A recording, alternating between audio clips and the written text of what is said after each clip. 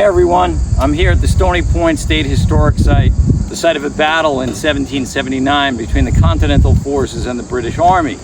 With me is Mike Sheehan. He's the head historian here. And Mike, could you just tell us a little bit about the site? Well, Stony Point is one of the most interesting sites in the entire American Revolution, and its main purpose was that, as you see right behind me, for Plank Point in Westchester County over there, between the 2 points ran the King's Ferry.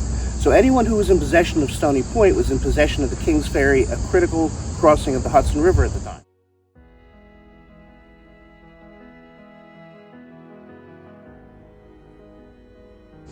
In 1779, the British occupied Stony Point and Plank Point, threatening the American fortifications just up the river at West Point. Perfect.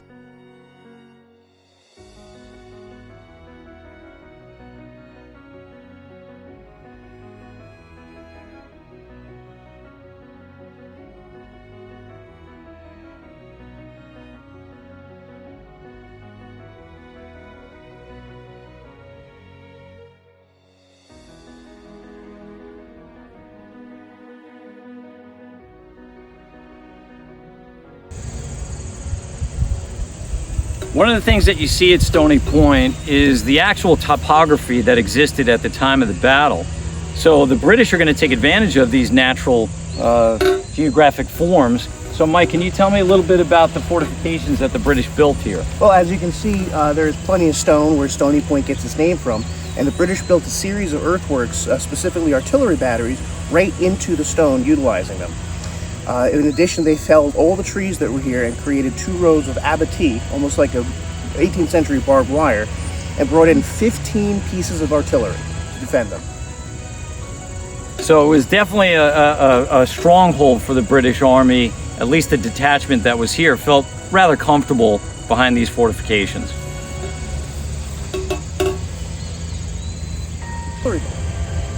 The entire battle took about 25 minutes. And the British will surrender in this spot. Mike, can you tell us a little bit about the surrender ceremony? Right where we're standing was Lieutenant Colonel Henry Johnson of the 17th Foot's tent. And as soon as it became clear that the British could no longer offer any resistance, Lieutenant Colonel Johnson surrendered his sword to Colonel Christian Thebiger of the Virginia line because General Wayne had received a head wound and was unable to attend. So right here, Lieutenant Colonel Johnson surrendered his sword and huffed back into his tent, not to be seen until morning.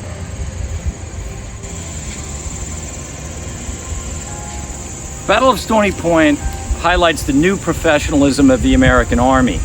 By 1779, they had formed units of light infantry, and that's the uniform that I have on right now. Light infantry were troops that could move fast. They were very smart. They were armed with usually French muskets with bayonets, and they were very good at their job, very professional. And that professionalism was shown here at Stony Point with a lightning raid that worked very well, and they were able to overcome their adversaries.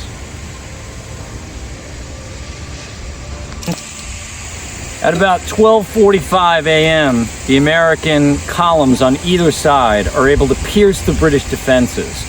And at that point, something happens in this spot. Mike, can you tell me something about that? The platform we have behind me represents the British Flagstaff Battery, where they had a 12-pounder and, of course, the British colors. At about 12:45 a.m., Lieutenant Colonel Francois de Fleury of the 1st Light Infantry Regiment marched right up there and struck those colors, signaling most of the end of the resistance of the British here at Stony Point.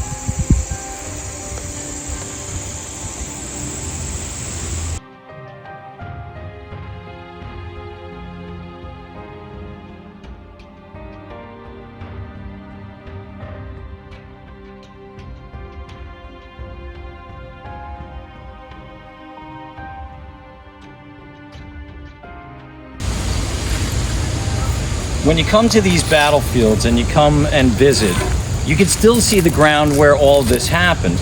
Now, when the British built these fortifications, they certainly took advantage of the high ground, and you can see here, this is one of the pieces of high ground that were occupied by the British. But there's an interesting story here, a human story. And Mike, could you tell us the story of what happened in this spot? Right here were 2 large guns, an 18 and a 24-pounder, and Captain Clayton of the infantry was very frustrated they were not being used. So as an artillery officer ran past him to go to his post, He grabbed him and accosted him, saying, "For God's sakes, why is the artillery here not being made use of?" And in fact, Lieutenant Roberts, who he attacked, didn't know. He was going to figure that out too. So even on the British side, there was a lot of confusion when the Americans attacked.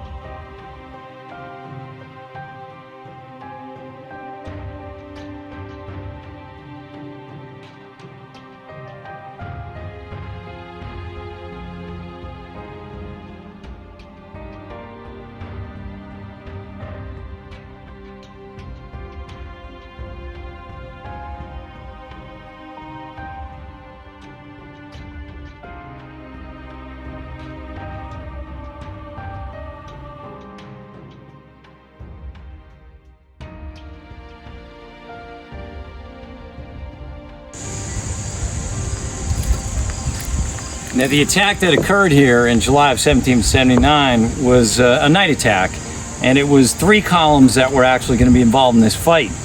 There were 2 flying columns on the south and the north side of the peninsula, and then 1 doing a demonstration in the center. Now, you can see this area right down here. Mike's going to tell us a story about this particular spot.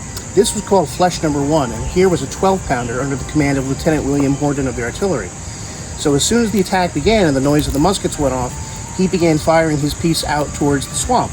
But in the light of the gun going off in the middle of the night, he could see from the flash a body of men wading through the water. That was Wayne's column going around him.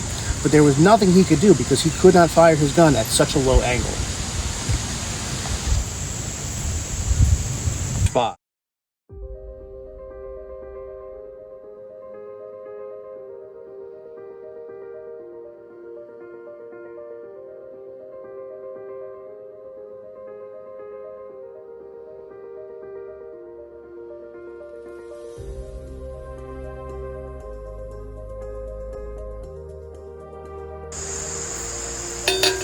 When you come here, you're literally standing on, the ground where history happened.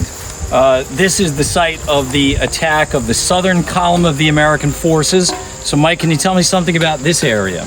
Right out here, right over this sweep of the river, Wayne's 700-man column came through and charged up right into the British forces.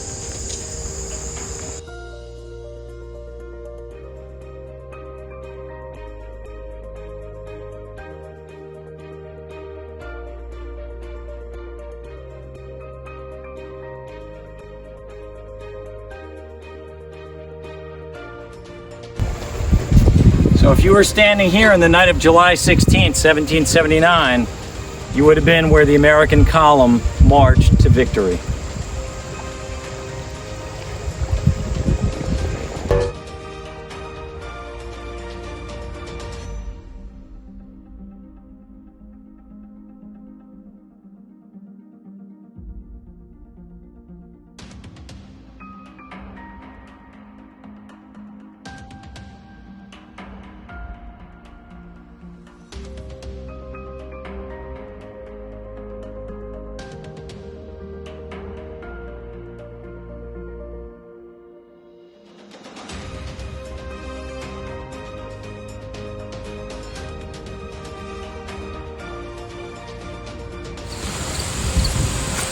By the end of the battle, the Americans had suffered about 15 dead, the British about 20.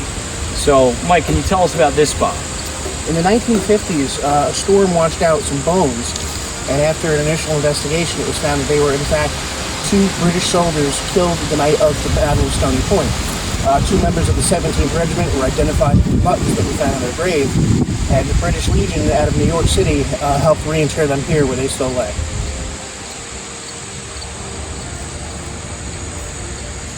About